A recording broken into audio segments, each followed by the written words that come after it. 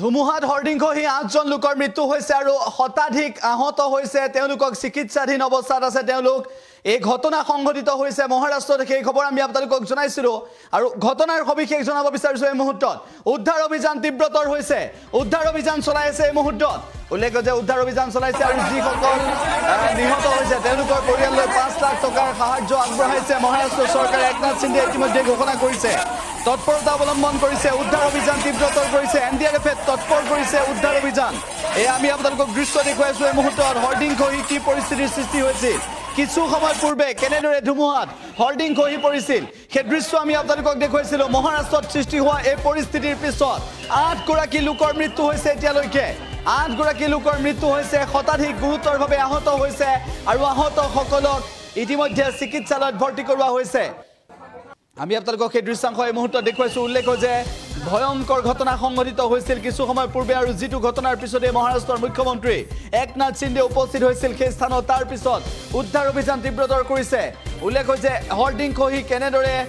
বহু লোক আহত হৈছিল আৰু ৮ গৰাকী লোকৰ মৃত্যু হৈছে পৰ্যন্ত সেই খবৰ আমি লাভ কৰিছো কিছু সময় পূৰ্বে যি ধুমুহাই কপাই গৈছিল মুম্বাই ধুমুহাই কপাই গৈছিল মহাৰাষ্ট্ৰ আৰু সেই ঘটনাৰ পিছত কেনেকুৱা ধৰণৰ পৰিস্থিতিৰ সৃষ্টি হৈছিল সেই দৃশ্যসমূহ আমি আপোনালোকক দেখুৱাইছিলো কেৱল সিমানেই নহয় এই পৰিস্থিতিৰ সমান্তৰালভাৱে আমি আপোনালোকক জনাবলৈ চেষ্টা কৰিছো যে বৰ্তমান সময়ত কেনেকুৱা পৰিস্থিতি বিৰাজ কৰিছে আৰু পূৰ্বতে কি পৰিস্থিতিৰ সূচনা হৈছিল কেনেদৰে আজি ধুমুহা বৰষুণে এটা ভয়ংকৰ ৰূপ লৈছিল আৰু তাৰ পিছত হৰ্ডিং খহি পৰিছিল কেনেদৰে হৰ্ডিং খহি পৰা সময়ৰ দৃশ্য আমি আপোনালোকক দেখুৱাইছো সেই সময়ত এনেকুৱা পৰিস্থিতিৰ সৃষ্টি হৈছিল আৰু তাৰ পিছত এতিয়া ৮ গৰাকী লোকৰ মৃত্যু হৈছে শতাধিক গুৰুতৰভাৱে আহত হৈছে আহতসকলক চিকিৎসালয়ত ভৰ্তি কৰোৱা হৈছে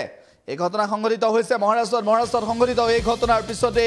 ইতিমধ্যে এনডিআৰএফে উদ্ধাৰ অভিযান চলাইছে মহাৰাষ্ট্ৰত সংঘটিত এই ঘটনাৰ পিছত এনডিআৰএফে উদ্ধাৰ অভিযান চলাইছে ধুমুহাত হৰ্ডিং খহি ৮জনৰ মৃত্যু হয় গুৰুতৰভাৱে আহত হয় ১০০ৰো অধিক এই ঘটনাৰ পিছত মহাৰাষ্ট্ৰ চৰকাৰে তৎপৰতা অৱলম্বন কৰিছে মহাৰাষ্ট্ৰৰ মুখ্যমন্ত্ৰী একনাথ সিন্ধে তৎপৰতা অৱলম্বন কৰিছে যে ধুমুহা বৰষুণৰ যি কালৰূপ আছিল মহাৰাষ্ট্ৰত সেয়া দেখিবলৈ পোৱা গৈছিল আৰু মহাৰাষ্ট্ৰত এক ভয়ংকৰ পৰিস্থিতিৰ সৃষ্টি হয় ৮ গৰাকী লোকৰ মৃত্যু হয় গুৰুতৰভাৱে ১০০ৰো অধিক গুৰুতৰভাৱে আহত হয় ১০০ৰো অধিক এই পৰিস্থিতি ইমান ভয়ংকৰ হৈ পৰিছিল যে কিছু সময় পূৰ্বে আমি যি খবৰ আপোনালোকক জনাইছিলো যে হৰ্ডিং খহি পৰিছিল সেই হৰ্ডিং খহি পৰাৰ দৃশ্য আমি আপোনালোকক দেখুৱাইছিলো কেনেদৰে হৰ্ডিং খহি পৰিছিল এই হৰ্ডিং খহি পৰাৰ পিছত প্ৰকাণ্ড হৰ্ডিং খহি পৰাৰ পিছত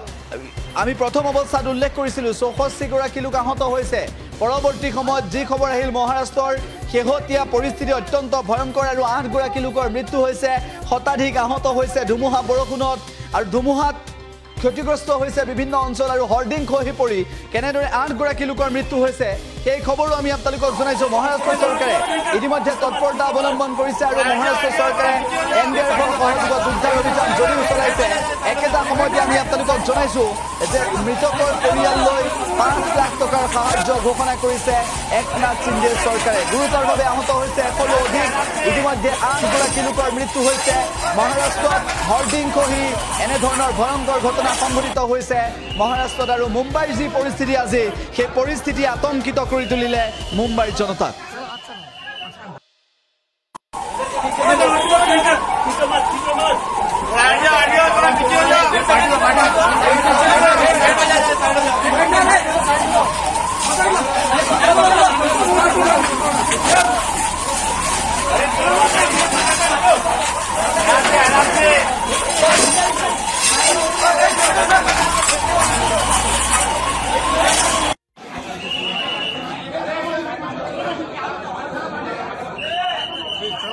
चला